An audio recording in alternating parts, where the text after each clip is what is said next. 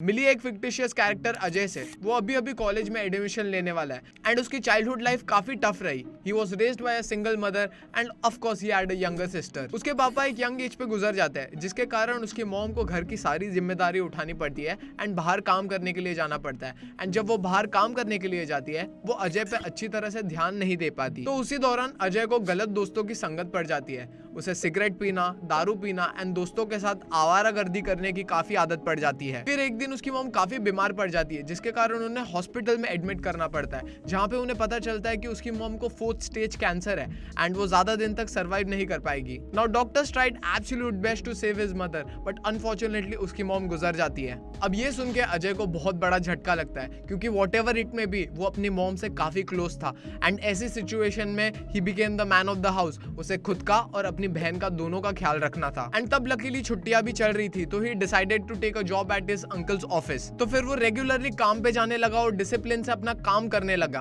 अब धीरे धीरे काम पे उसका फोकस एकदम रॉक सॉलिड हो गया था। तो वो सुबह सुबह काम पे जाता था एंड रात को आते आते वो अपनी बहन के लिए बाहर से खाना लेके आता था। अब ये सारी सिचुएशंस के बीच में उसके दिमाग में एक थॉट आया कि अगर मेरे फ्रेंड्स मेरे को आवारागर्दी करने के लिए बाहर बुलाएंगे तो मैं क्या रीजन दूंगा। तो उसने अपने दिमाग में बिठा लिया था कि अगर उसके फ्रेंड्स उसको बुलाएंगे तो वो कहेगा मुझे अपनी बहन को पढ़ाना है एंड मेरे को घर के लिए खाना भी बनाना है, तो sorry I can not come with you all. अब इतने टाइम उसके अंकल के वहां काम करने के बाद उसे काम की तरह नहीं लगने लगा। वो अपने काम को एंजॉय करने लगा। तो उसने सोचा अब रात का खाना और सुबह का ब्रेकफास्ट मैं घर पे खुद बनाऊंगा। एंड कुछ समय बाद उसकी कॉलेज भी चालू हो गई। तो उसने सोचा पढ़ाई भी उतनी ही इंपॉर्टेंट है जितना काम है। तो उसने सोचा कि वो मॉर्निंग में कॉलेज जाया करेगा और पार्ट टाइम में काम करेगा और रात को आके खाना बनाया करेगा। अब ये डेली रूटीन फॉलो करते करते 3 साल हो गए थे। वो ग्रेजुएट हो चुका था। उसने एक अच्छा CGPA लाके अपने आप के लिए एक अच्छी जॉब सिक्योर करी थी एंड वो अच्छे खासे पैसे कमाने लग गया। और उसने मेक श्योर किया कि वो तो अच्छे से पढ़ ही लिया, बट उसने ये भी मेक श्योर किया कि उसकी बहन भी अच्छे से पढ़ाई करके आगे निकले। अब यहाँ पे सवाल ये आता है कि अजय ने सारी बुरी आदतों को छोड़ के अपने आप को डिसिप्लिन्ड कैसे किया। आपको क्या लगता है, how did you do it? अब 2 सेकंड के लिए वीडियो पॉज करो और मेरे को तुरंत कमेंट सेक्शन में बताओ। कर लिया?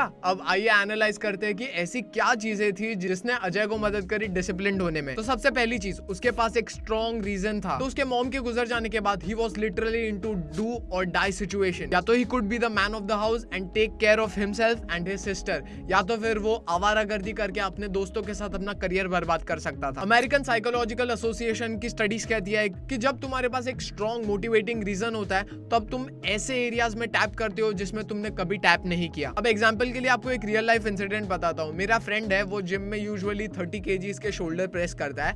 एंड उस दिन क्या हुआ कि मेरी एक फ्रेंड आई एंड वो मुझसे बात करने लग गई एंड फिर उसने मेरे फ्रेंड को भी अप्रिशिएट किया कि तूने क्वाइट अच्छी फिजिक डेवलप करी है, ये वो। एंड उसने मोटिवेट कर दिया थोड़ा कि you should do more weights, ये वो। तो उस दिन मेरे फ्रेंड ने 30 kgs छोड़ के 40 kgs के रेप्स लगाए सोलो, विदाउट किसी की मदद लिए। अब गाइस यहाँ पे the strong motivating reason was my friend. अब ये क्वेश्चन मैं आपसे करता हूँ कि अगर आपको लाइफ में एकदम डिसिप्लिन्ड होना है कोई भी सेक्टर को लेके, तो आपका वो रीजन क्या है? तुरंत मेरे को कमेंट सेक्शन में बताओ। And association for psychological science of research भी यही कहती है कि डिसिप्लिन एक तरह का मसल है। आप जितना उसे ज्यादा यूज करोगे उतना आप फटीग हो जाओगे।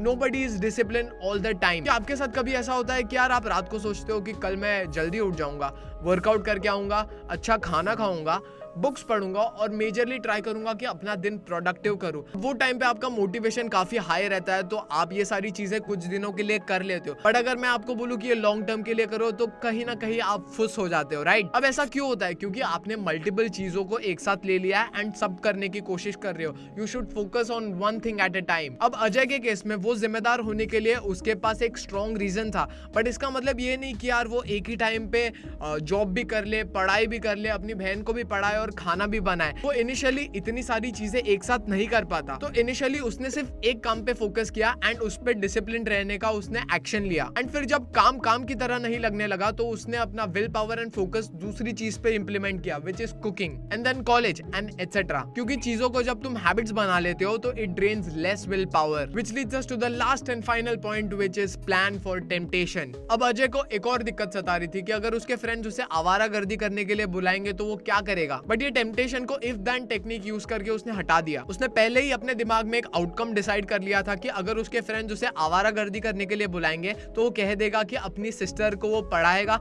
एंड खाना भी उसे बनाना है। तो उसके ये प्री प्लान डिसीजन ने उसे काफी हेल्प किया, क्योंकि जब आप एडवांस में सिनेरियो डिसाइड करते हो तब आपको बड़ी कम विल पावर लगती है जब एक्चुअल में वो इंसिडेंट होता है तब। एग्जाम्पल के लिए अगर आप डाइट कर रहे हो एंड आपको पहले से पता है कि आपको एक स्वीट टूथ है, तो आपने दिमाग में एक प्री प्लान डिसीजन डाल दिया कि मैं अपने स्वीट टूथ को मिटाने के लिए जब भी मेरे को क्रेविंग होगी मैं एक प्रोटीन बार खाऊंगा।